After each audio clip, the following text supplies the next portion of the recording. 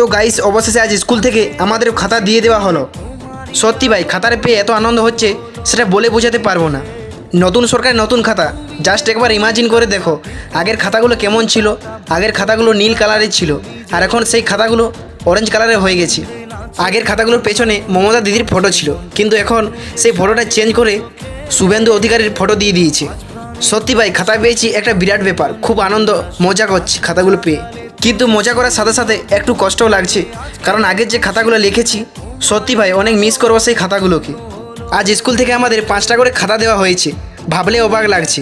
যেখানে আমরা 3টা করে খাতা পেতাম ছোটোবেলায়, আজ সেখানে 5টা করে খাতা পাচ্ছি। কিন্তু আমার একটাই বক্তব্য, এই খাতার সাথে যদি একটা করে কলম দেওয়া হতো তাহলে খুব ভালো হতো। কিন্তু পরে এটা কী দেখি ভাই, খাতাগুলোর একটা অবস্থা ভালো নেই।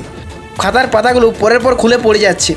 খাতার উপরে কোনো স্টেবেলই মারেনি, স্টেবেল মারতে ভুলে গেছে খাতার উপরে।